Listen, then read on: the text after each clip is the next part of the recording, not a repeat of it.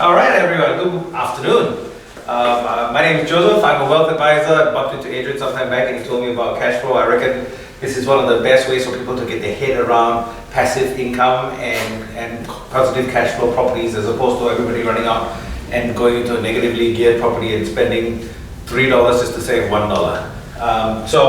I've actually just come from another conference where I was speaking to there's a national conference of Australian sonographers, and they just wanted to go, they wanted to just get some idea around financial freedom, which everyone seems to be dreaming of. And Adrian asked if I'd give a quick talk to your group as well. Now, it'll feel like you're drinking out of a fire hose, and there's lots of content and information. Maybe if you want to have a chat later on, I've got some cards. On cards to give you. We'll put everyone in touch. I've got some cards here. Feel free to take it for yourself. They've got QR codes on the back of them, so you can grab one for yourself as well. And feel free to get in touch. Anyone that comes out of this group, I'm offering a complimentary half-an-hour discussion just so that you can go. I want to talk about, on the back of it, there's so many things that you could talk about, and you might say, look, I want to talk about this, and this, can you point me in the right direction? Whether I help you, whether I point you in the right direction, and you, in what I call mow your own grass, by all means. Mow the grass for you, do that. The reason I use the mow your own grass analogy is, who here mows their own lawn? Or their spouse mows their lawn for them, for the family. Right. Who here services their own car? Right. Now, I mow my own lawn because I can do it. I wish I didn't have to do it, or I somehow find the benefit of, maybe getting some movement in is a good thing, but there are some days my wife goes, if it's not done in 2 weeks time, I'm paying someone to do it. And I go, okay, no, I don't want you to pay someone to do it, I'll do it. Servicing my own car, I'll never do because I'm not technical. I have no idea. I'll probably spoil the car. And so that's why for something like that, I outsource to a specialist, because they know what they're doing. They've done it for the longest time. They're really good at it. They'll pick up a problem really quickly, whereas for me, it'll take me too long, and it's just not worth my time. My time's worth more rather than trying to sort that out. Now, let's talk about financial freedom. Everyone's chasing financial freedom to some extent. Cash flow, breaking out of the rat race. He defines it as when your passive income exceeds your expenses, and therefore you don't really have to go to work. That's one way of looking at it. In the long term, I think we'll all get there at some point. The good news I have for a lot of Australians is, I bring you good news to tell you that your wealth is going to possibly outlive you. So if I told you right now that you will outlive your wealth, your wealth will outlive you, so you will pass away with wealth left over that you will hand off to the next generation. How would you live life differently? So one of the big things I talk about is, you want to enjoy and maximize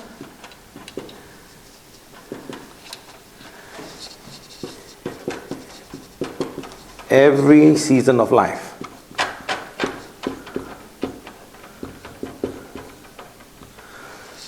And a lot of the times we're in summer and we go, oh, spring was so fantastic. I wish I could go back to spring. Or we go, oh man, it's so hot. I can't wait for the leaves to start falling and the temperature to get better. Or I can't wait for the snow. But the problem with life is this. You only get one chance to go through seasons typically. You can't go back to being a school child where you had no worries and you could just go, oh, I'm going to play today, and my only responsibility is schoolwork. Or you may not get to a point where, for some of you who've got kids, going back to a season where you was just a couple with no kids. Or you may never get back to a season where the kids are young. And the organizers were getting a little bit worried when I hadn't showed up. My talk was at 12:05, and at 12:30 they're calling me and go, we noticed you haven't picked up your lanyard yet. Are you still all right to present? I go, yeah. My daughter was playing her netball competition, and this was the first game they won that season, so I sort of stayed till the end. But for me, this is the season. There will be a time when she stops playing netball, or she stops wanting me to be there.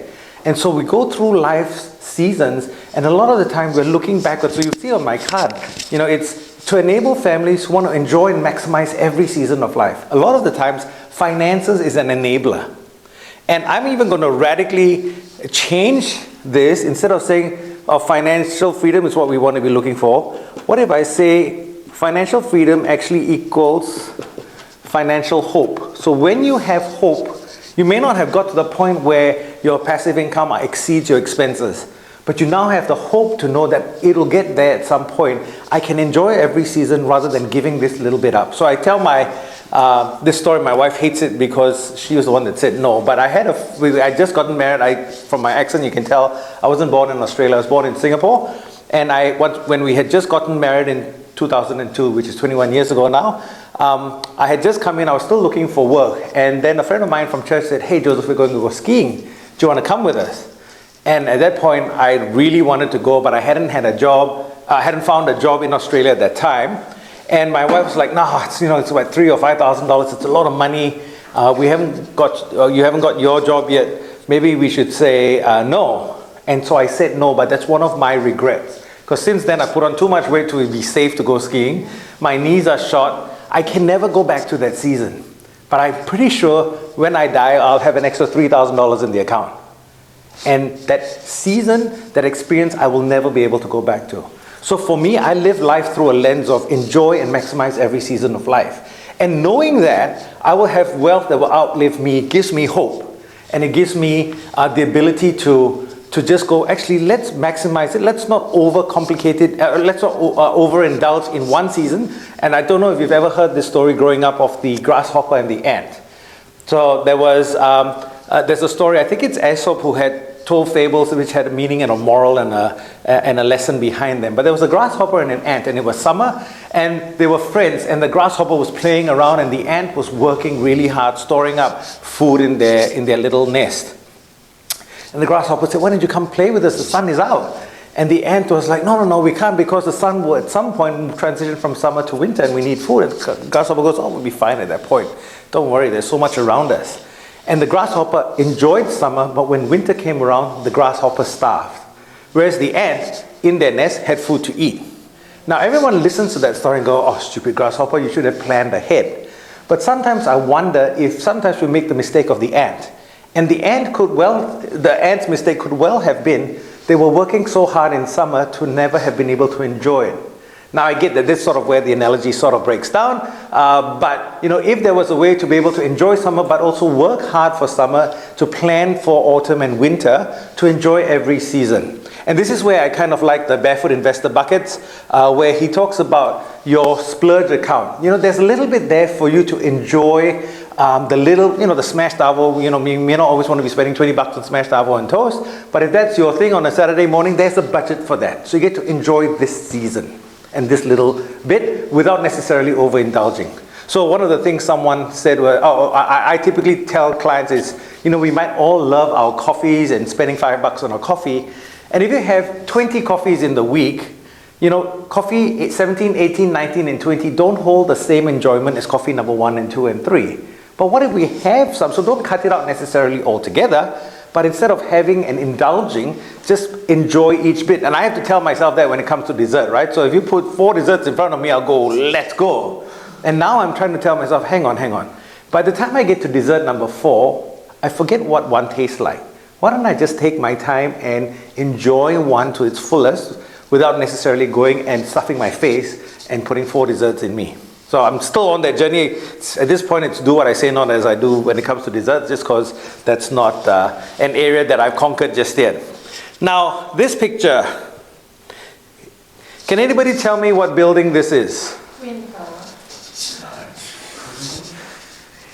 Not the American. But it is the Petronas Twin Towers. So they call the KL Twin Towers or the Petronas Twin Towers. They, in my opinion, are the prettiest twin tower structure in the world, especially at night when it's lit up. But the reason I bring this up is there is actually a little bridge that transitions between Tower 1 and Tower 2. And this is the way I connect what I call our twin towers of wealth. So I say, everyone, you want to be building twin towers of wealth.